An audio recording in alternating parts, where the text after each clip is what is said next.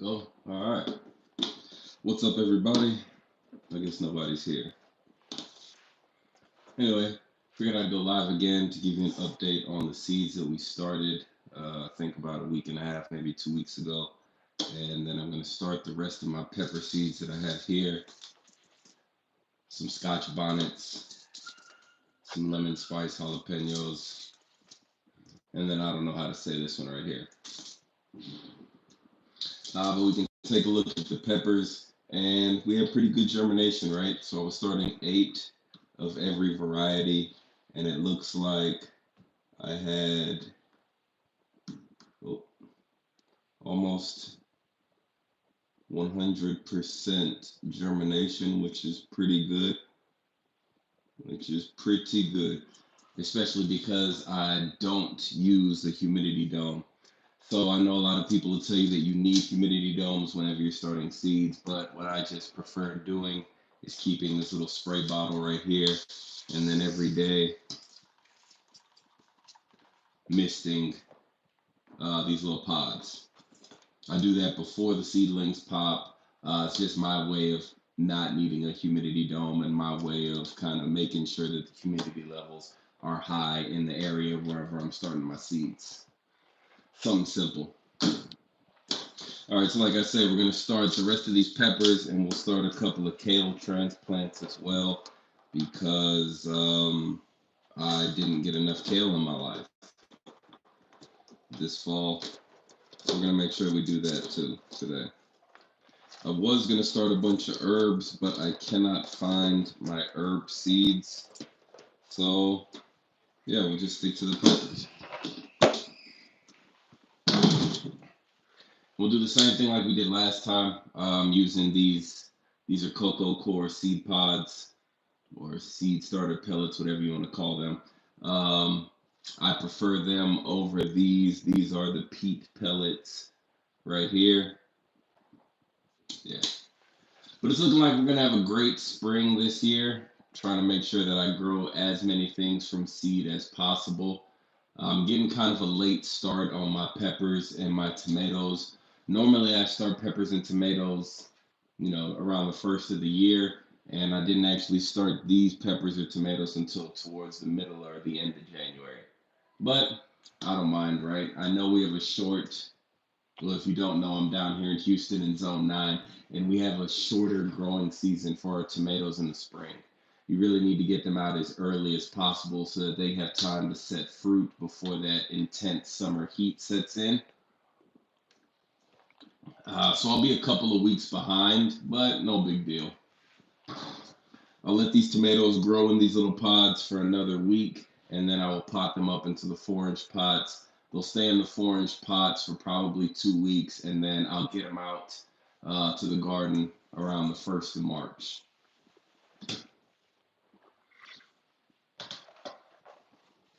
And whenever you're starting pepper seeds, you got to remember that peppers and really anything that grows in the springtime, it likes heat. Okay, so that means heat mats really will help your pepper seeds germinate if you can get that temperature around the bottom of your tray to like 78, 80 degrees, and you can get some faster germination times. I think all of these sprouted within 7 days of being planted, which is all.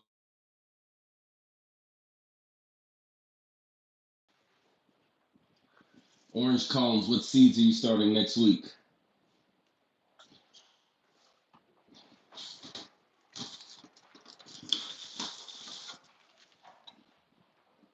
Any tips for starting a garden from seed?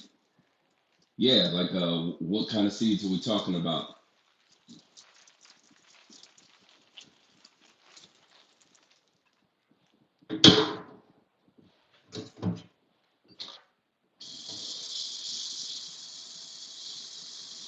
What was that, bro? Tomatoes and peppers. These are tomatoes and peppers here. So what I would say is, for your tomatoes and peppers, make sure you start them early enough in the season so that they have the right amount of time to grow before your climate changes or the weather changes. And with tomatoes and peppers, they like bottom heat, and eggplants as well. So if you can get something like this, right here. One of these seedling heat mats. They're pretty great for starting your tomatoes, your peppers, your eggplants, a lot of your spring crops. Um, yeah, those are my tips for you. I'd also say that as soon as you plant your seeds, make sure that every day you're misting them with just any kind of spray bottle that you have. And it's easier to start tomatoes and peppers indoors in the winter time than it is to start them outdoors. If you're going to start tomatoes and peppers outdoors, if you live in zone 9, then you can do that, late July so that you have around the fall crop. I'm sorry, say you have around the fall tomatoes.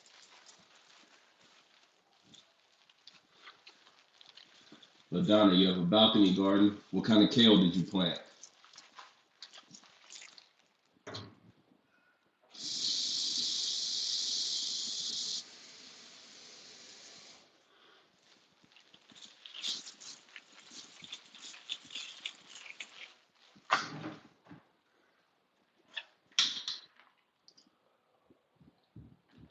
Not sure what kind of kale you planted. What happened with the first attempt? Did it go well?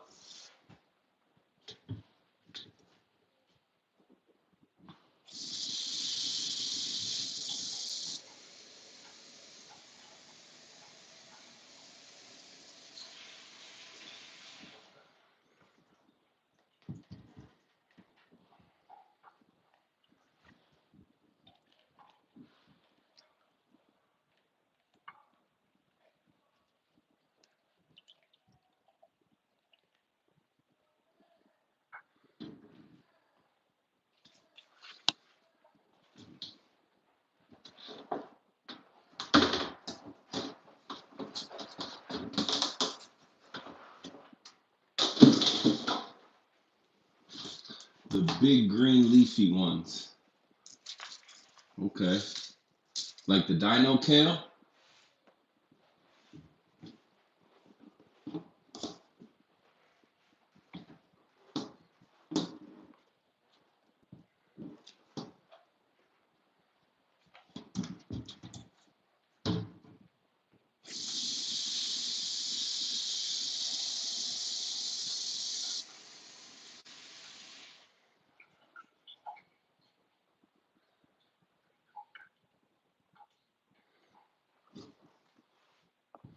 Now, whenever you're starting your things like your leafy greens, I don't know if you just heard, I'm going to start some kale seeds. So whenever you're starting things like leafy greens, you don't necessarily need the bottom heat. But I'm starting them at the same time as I'm starting these peppers, so they're going to go in the same tray and underneath the same heating mat as the others.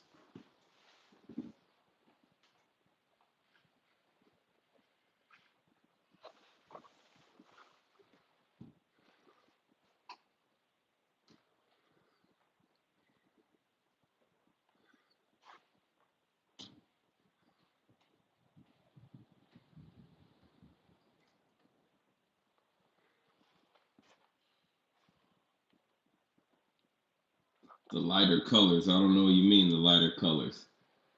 Heavy rains drum the first set. Yeah, so that's one reason why I like to start a lot of my seeds indoors, even the leafy greens. One, I end up using less seed, and two, I can grow a bigger, healthier, stronger plant before I take it outside. So that way, if we have any crazy winds or any crazy rains, there's a better chance that the plant's going to survive. What are you growing? Right now, I'm starting some more peppers. I'm trying to find authentic Jamaican Scotch bonnet peppers. Um, yeah, I'm trying to find authentic Jamaican Scotch bonnet peppers like the ones my grandma and my mom eat. Every time I grow these Scotch bonnets, not this particular variety, but anytime I get the Scotch bonnets from the local nurseries, they all turn red. And my mom and grandma tell me they're not supposed to turn red.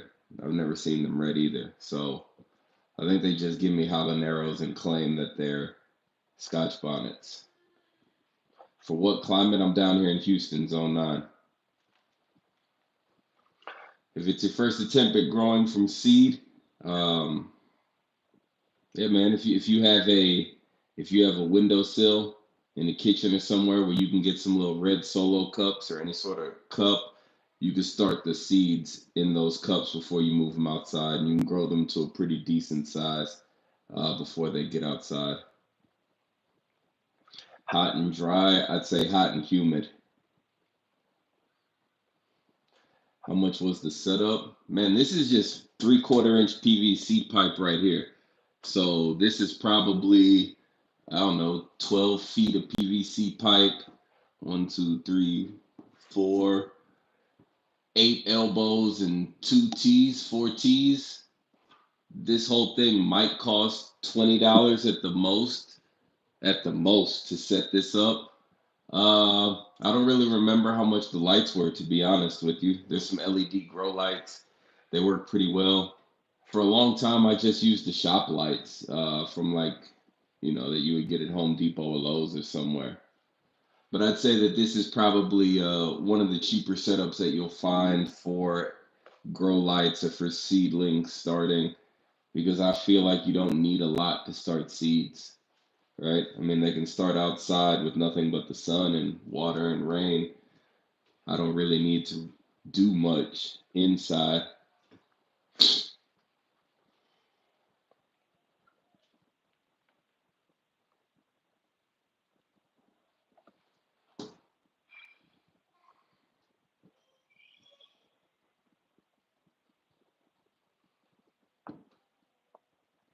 So if anybody knows anything about Scotch bonnet seeds, or if anybody has some authentic yellow Scotch bonnet seeds that they want to share, man, shoot me an email because I sure would love to get some.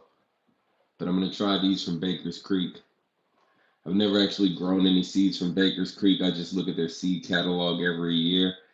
But this year I said, hey, I'm gonna try something new. What kinds of peppers am I growing? Back here, I have all different kinds. Let me get the list. I got these Santakas, Poblanos, Anaheims, Paprikas, Habaneros, Serranos, some jalapenos, some Thai hot chilies, some shishitos. And I'm going to start some more Scotch bonnets, or not more. I'm going to start some Scotch bonnets. I couldn't say no to these yellow jalapenos. I thought they would make some great looking salsa.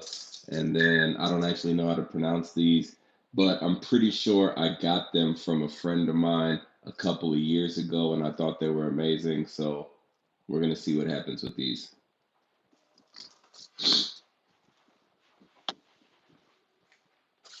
Whenever I'm seeding things like, tomatoes, peppers, I try to only put one seed in the hole. I know a lot of people tell you put 2 seeds in the hole, but then I just feel like I just waste a lot of seeds. And I hate wasting the seeds. Some are sprouting, but I think the dirt may be too wet. Should I just add more dry dirt? And no, just leave them alone. If they're already sprouting, you don't need to do anything.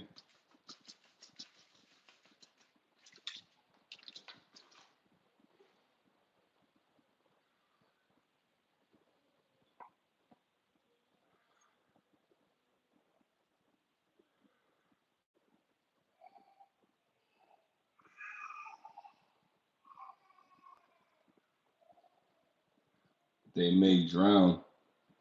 No, I don't think they'll drown. Well, hold on. Let me not say that because I don't know what your setup looks like. But I don't think they'll drown. Is there water pooling up around the seeds or water pooling up around the sprouts?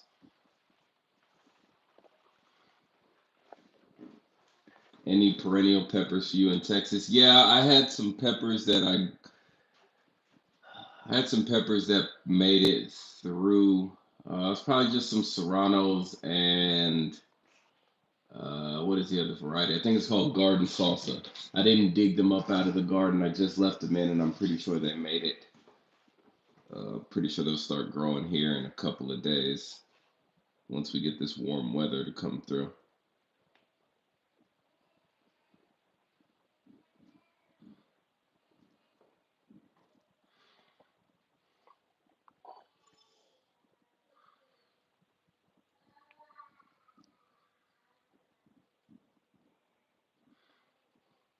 Anyway, I'm going to start my podcast up again. I don't know if you guys are interested, but while I'm here, I'm going to talk about it. I'm going to go back to what I was doing the first season where I interviewed a lot of people. A lot of people I think that are have amazing stories when it comes to gardening, and a lot of people garden different ways and in different climates. So I think it's just cool to have dope conversations with people who love to do the same things that I do, which is gardening. So I want to talk to everybody. So if you know anybody, or if you are an avid gardener and want to hop on the show and have a cool conversation, let's make it happen. If your jalapeno, if you were able to overwinter the jalapeno, then it'll definitely start producing again. Once it warms up wherever you are, then it'll kick off.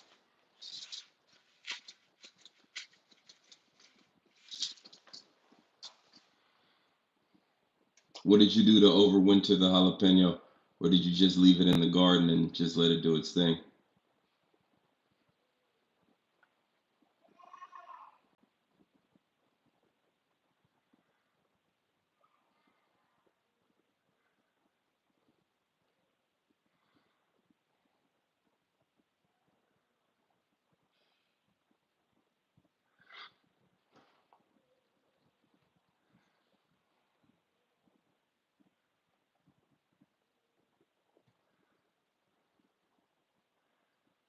Kept it in the greenhouse. What kind of greenhouse do you have?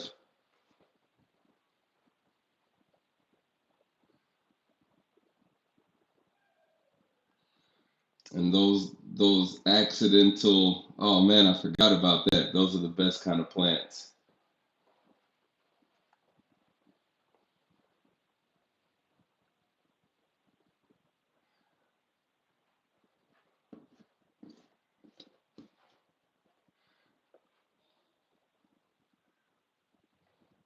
Where are you located? You say it's humid enough here.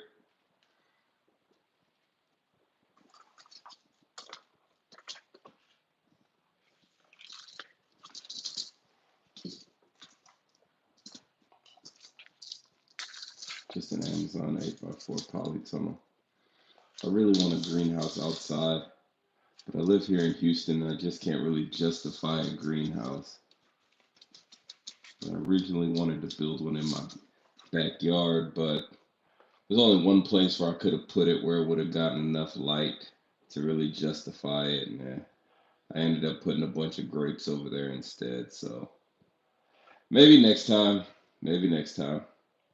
I asked that like a cop. Nah, man.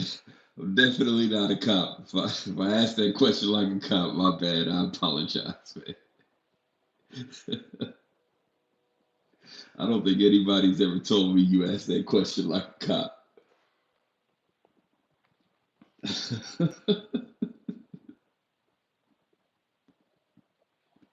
Damn, I give off cop vibes. I didn't know that. I'm down here in Houston. I'm down here in Houston. The way you typed that in all caps right there, that made me. Those are cop vibes.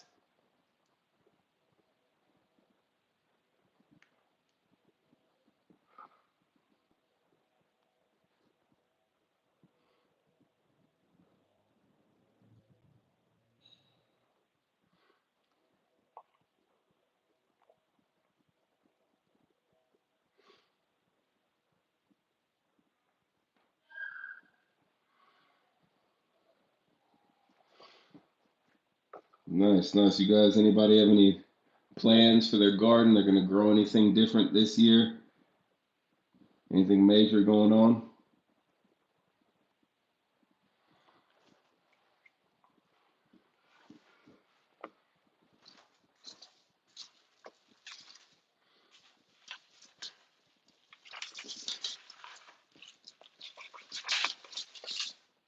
Damn, it's crazy. You can buy all these seeds. I don't know how you can get all these seeds for $1.50, and you go to the store to buy a bunch of kale. They want $3, $4.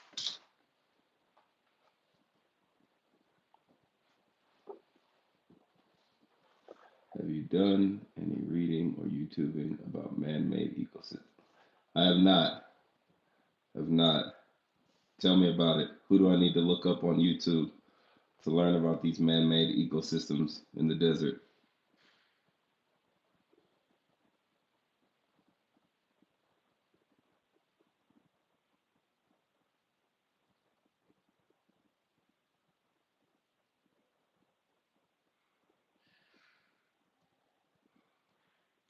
New Zealand. What's up out there in New Zealand?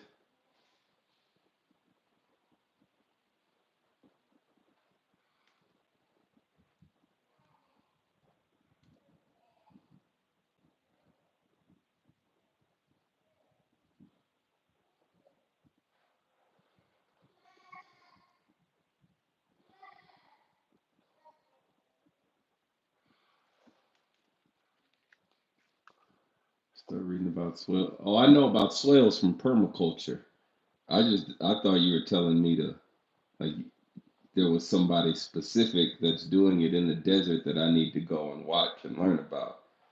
But I mean, I understand the concept of swales.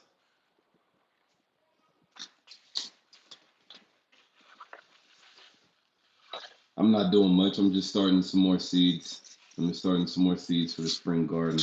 Some more peppers, some more kale, things like that.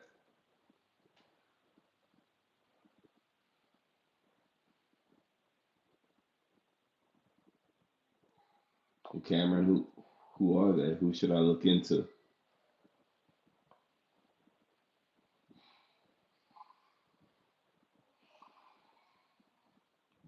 Beets. Beets need cooler temperatures in order to form the bulbs. And they need a lot of organic matter in the soil in order to form good bulbs. And you need to make sure that you plant the seed deep enough for it to form bulbs.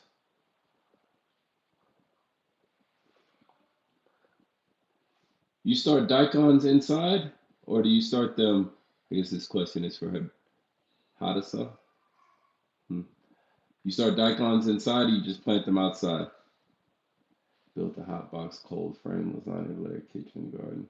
Oh, do you plant directly into that the hot box cold frame? When you say hot box cold frame, like is it basically a hot bed? Top layer of compost I'm growing. Sounds good. Where are you located?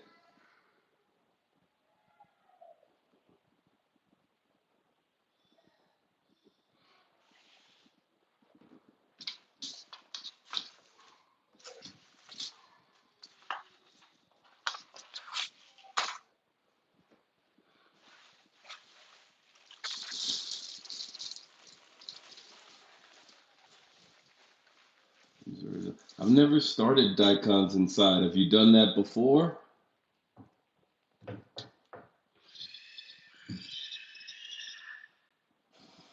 I actually still have some daikons out in my garden that I can go and pull out now that you said that. Northern Cali, Northern.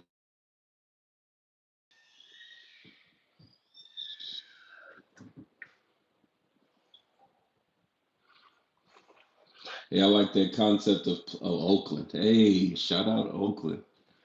I used to live in San Francisco, my favorite city.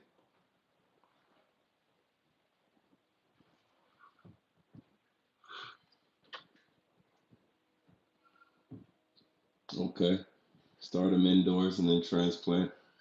I might try that. And I've never actually tried starting. Do you start all of your radishes indoors or just the daikons, the larger radishes?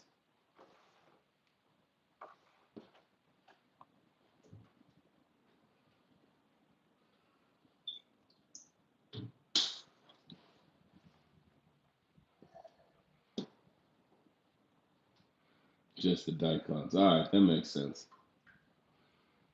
And you do that because they're the bigger radishes and they take longer to grow, or I guess to reach maturity.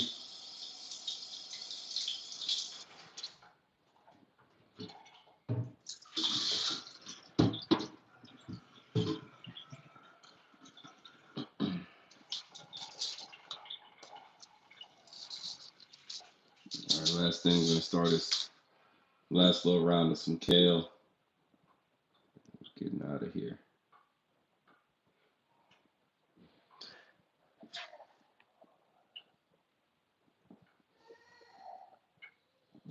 That's cool. I'm growing. Well, first, what kind of peach tree are you gonna grow? Are you gonna grow? You gonna grow like the super dwarf ones that stay 3 feet tall? Randall, I don't know what you mean.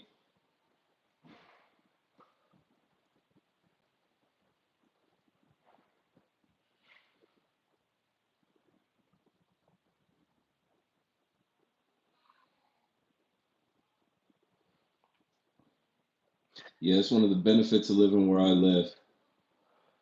One of the benefits of living where I live, we don't really have those crazy cold temperatures, so you're really able to grow year round, which is a great thing if you love gardening. What's up, Jazz? What zone am I in? I'm down here in zone 9. I'm in Houston. What zone are you in? Yeah, sunchokes.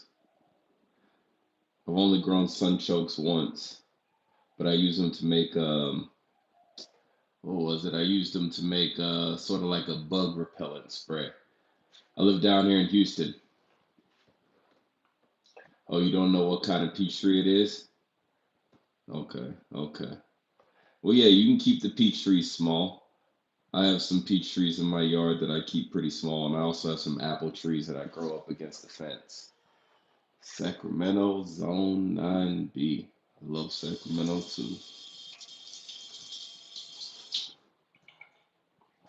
Columbus, Georgia. People from everywhere.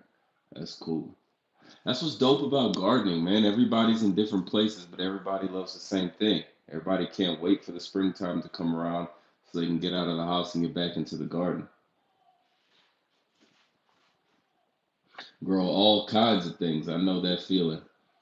I can't wait till I get a bunch of property so I can do my thing.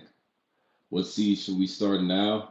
You should be starting tomatoes, peppers, really everything for your spring garden. Tomatoes, peppers, your last round of cold crops, so your cabbages, your broccolis, your kales. Start all of your herbs. Yeah, your eggplants, things like that. Yeah, so you say use onion, garlic, ginger water, spray for pest repellent. So you can take the sunchokes and mix those sunchokes in with the onion, garlic, ginger water, and use it as the pest repellent. And Jazz, you're gonna start these things inside, not outside. I got that kale right here. That's my favorite kind of kale as well. No problem, Brenda.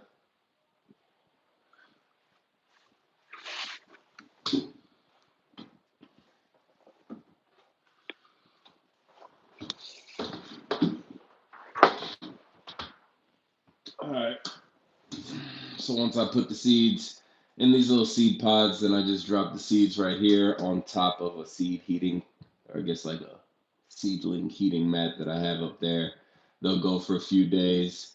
By that time, I'll probably pop these up, spread these lights out over on a shelf that you can't see on this side, and then bring these down here.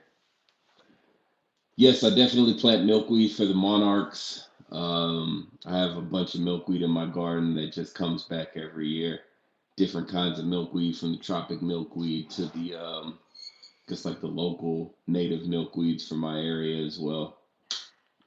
But yeah, I love the. I'm here for the butterflies and I'm here for the bees.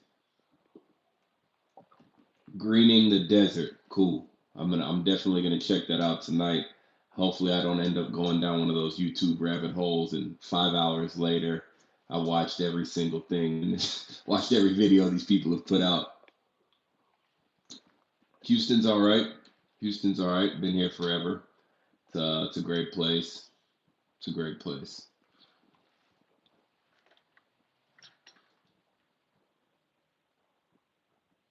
100-degree temperatures. Eggplants are one of those few things that eggplants, okra, certain peas. They're one of those few things that go crazy the hotter it gets.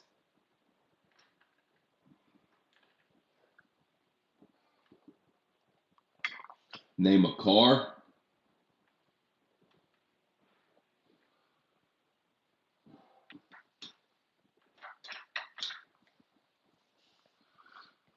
Well, I'm gonna tell you Houston over Dallas always.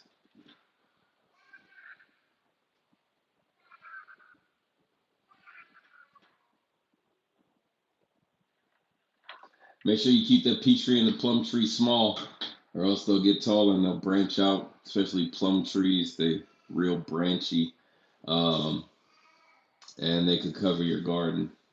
Right? They could shade your garden. You don't want that.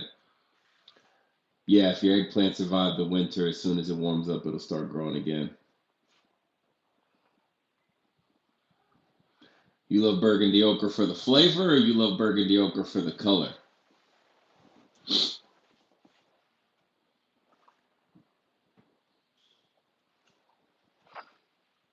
Because I don't grow much okra in my garden. I don't really eat much okra. I just try to grow things that I know that I'm gonna eat. Okay, for the color. I could do that. I could see that. I could see that.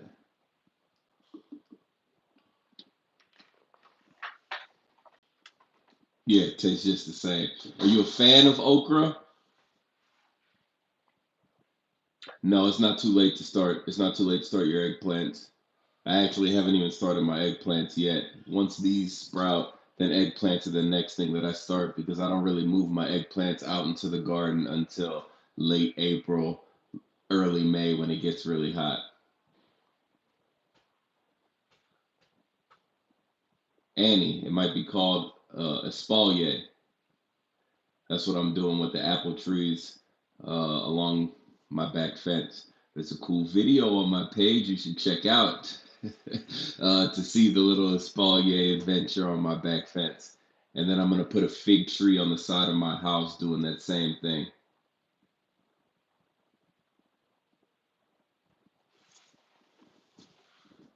LaDonna, make sure you plant the kind of eggplants that you're going to eat. There's a bunch of different varieties of eggplants. It's not just those big black beauties that you see at the grocery store. So take a look at the seed catalog and find one that you love. Okay, okay, healthy Southern cooking. All right, I understand. I understand. Yeah, yeah, eggplants are one of those things that prefer hot weather and sunny. The hotter it is, the better they produce. As long as you keep them mulched and you keep them watered, then they will be one of the few things that are producing in your summer garden. Well, down here, they're one of the few things that actually produce in a summer garden.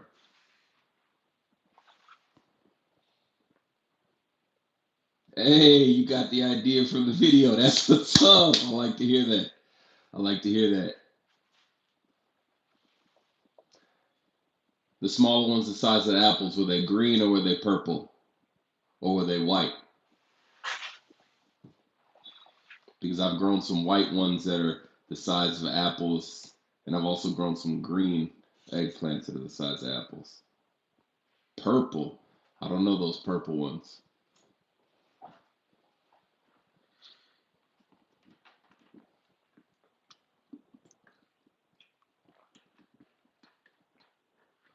All of you people on here who say you love gardening, you guys should all hop on the podcast. We should all have cool conversations on the podcast and just talk about how you got into gardening and why you love gardening. Black beauties are purple, yes.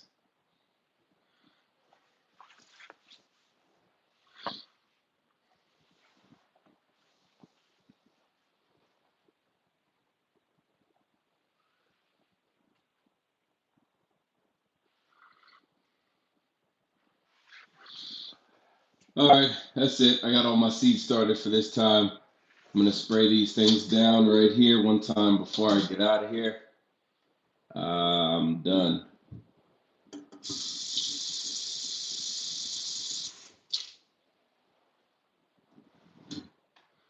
I retired 3 years ago and needed a hobby. Okay. Well, you're not gonna find a better hobby than gardening.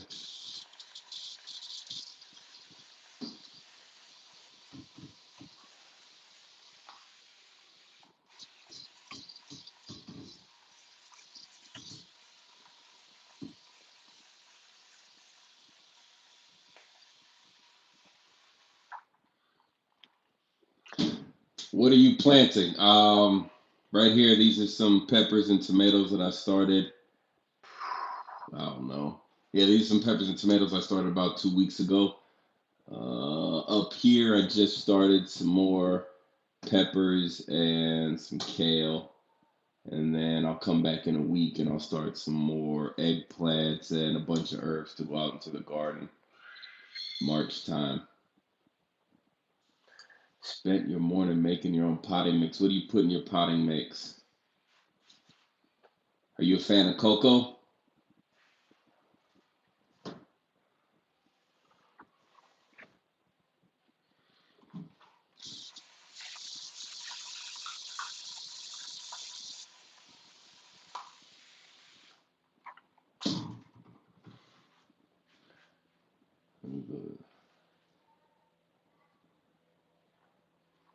That's a good reason to start gardening right there.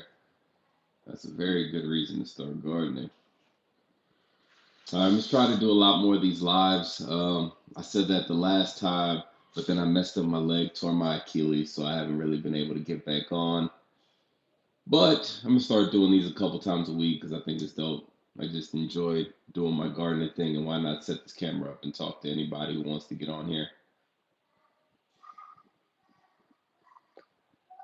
But I don't run the heat. We had a freeze, so it was cold, and they were covered white mold on top. Yeah, it was probably too wet and too cold. But if you take your seedlings and you put them on top of your refrigerator, that refrigerator gives off heat, so it's like a heat mat, and it's a great hack or a great way to not have to go and buy a seedling heating mat. That's a great way. If this is your first time, your first year building a garden, using starts is a phenomenal way to get started, right? Because you want to make sure that you have a great growing season the first time you do it so that you stay inspired and motivated to get back out there year after year. But after you grow these starts the first year, there's nothing better than growing it from seed, right? Because you get all these different varieties that you're not going to get. You're not going to find, more than likely, you're not going to find yellow jalapenos whenever you go to any of the nurseries or any of the big box stores. You're not going to find these. You're not going to find a bunch of stuff. You're just going to find the same generic stuff year after year. Yeah, local. You get starts from your local nursery. You can even get them from the big box stores if that's what you want to do. But I'll always tell you to get them from the local nursery because you'll end up getting a better plant that way.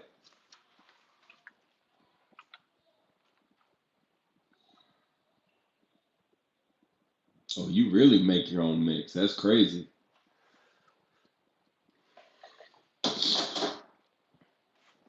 That's cool. That's a good recipe. Perlite, that's a good recipe. Ground tree trunks, Epsom salts, coffee. Okay. How'd you come up with that recipe right there? That's your own little mix, or you read it somewhere? Because I don't know that I. Hey, man, you don't need luck, bro. You don't need luck. You just get out there and do it, man. You're new to gardening, know you're going to kill some stuff. That's just what happens, all right? That's what happens. You're going to start some seeds, they're going to die. You're going to plant some plants, they're going to die. That's what happens, man. It's just a learning experience. It's a learning experience. Go out there and have a good time with the gardening, my man. But I will wish you luck, even though that won't do anything for you. I'm wishing you all the luck in the world. Go out there and kill it. How do I feel about hydroponics, man? I like hydroponics. I like hydroponics. Used to be involved with the hydroponic store a long, long time ago. Probably something like 20 years ago or so. So I've been messing with hydroponics for a while, from deep water culture, the little ebb and flow tables. I've done a lot of things with hydroponics, making it less expensive than buying it. Have you ever thought about making just a seed starting section, or maybe like one bed where you start all your seeds and then you just pull out the seedlings when they're really small?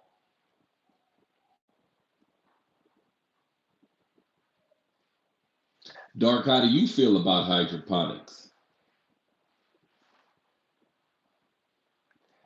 Yeah, I'm trying to get into growing more microgreens myself this year. Hey, I've never grown dragon fruit from seeds. I've only taken cuttings of dragon fruits. But I live somewhere where we get it gets cold every now and then. It'll kill the dragon fruit. I don't have a garage that I can move these things into, so I don't even bother trying to grow dragon fruits anymore.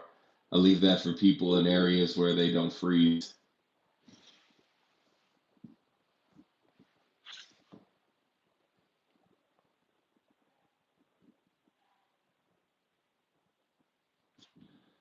So I think I've been planning well, but any particular plans to keep away from others? Mapped out a small garden, beds, carrots, onions.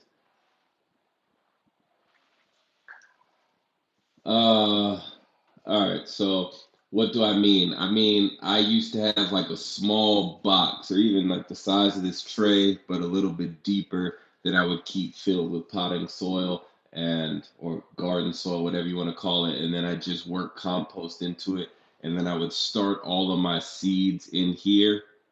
Again, this would be outside. And then once the seedlings were big enough, I'd take like a chopstick or a small shovel. Do I have it in here? Well, I don't have the shovel that I'm talking about, but just a small little hand trowel, and then I would use it to dig up those seedlings and then transfer them directly into the raised beds or containers that I plan on growing them in. Particular plants to keep away from each other. Out of that list that you just put up right there, nah, man, all those things can intermingle and kick it with each other and do well. I've only used soil for growing hydro. I've only used soil for my growing hydro. Seems less messy. What are the pros and cons? The pros and cons. All right, with hydro, you need more equipment to grow with hydro. You're gonna need a pH meter. You're gonna need an EC meter to make sure that the pH is where it needs to be, and to make sure that whatever nutrient solution that you're mixing up to feed your plants, that is not too strong. You're gonna need pumps to pump the water in whatever kind of system that you have. You may need water pumps and air pumps to provide oxygen in the water. If you're going to do the hydroponics outside, then in the summertime, you're going to need some sort of water chiller to keep that water cold. So yeah, man, look, hydro works in situations where you're not able to grow in the soil, but look, man, I prefer to get my hands dirty in the soil over hydroponics any day. Yeah, cool. I'm glad that was a great idea. Try it out. Try it out, and I mean, I'm gonna keep doing these lives. So hop on the next live and let me know if that idea worked for you. Yeah, yeah. Look, I'm not saying don't do hydroponics. I just want you to know it's going to involve a lot more work than soil. Plus, soil is also a lot more forgiving if you feed a plant too much, or if you feed a plant a solution that's nutrient rich in soil, the soil acts like a buffer. So the plant might not get as burned. But if you feed a plant a nutrient rich solution that is too rich in a hydroponic setup, you run the risk of killing your plants. How do you avoid that? Don't overwater your stuff. Um, Use sterile soil, but make sure you don't overwater your plants. That's the main reason why people get gnats.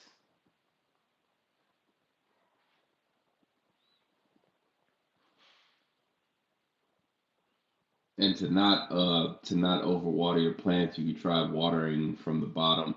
If you have your container and a saucer, then just pour the water into the saucer, let the plant drink that water, pour more water into the saucer. Once you see the plant's not uptaking any more water, then just throw the rest of the water out and wait a little while before you water it again.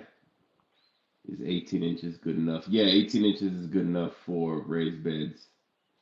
I don't know where you're planning on growing, but most things don't need that much. They don't need beds that are that deep.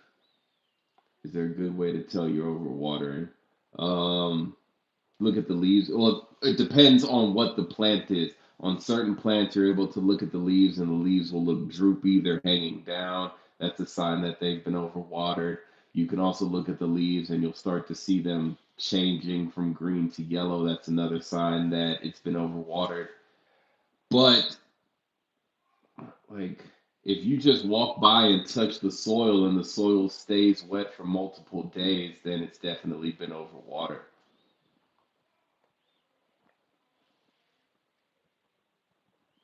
Cool, no doubt, Dark.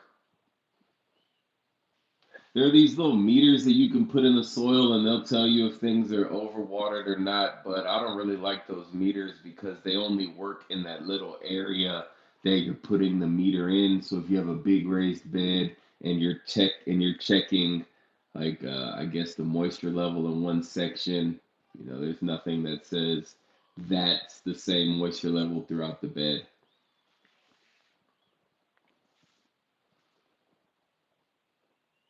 Do you have a Discord or a forum? No, but it's funny you say that. I was thinking about setting one up so that gardeners in this little big city gardener community that I'm trying to build, we could all just talk to each other. So if you think that's a good idea, let me know. And like I said, I messed up my leg, so I'm going to be kind of stationary for a little bit. So that's something I can do, a little project I can get started on.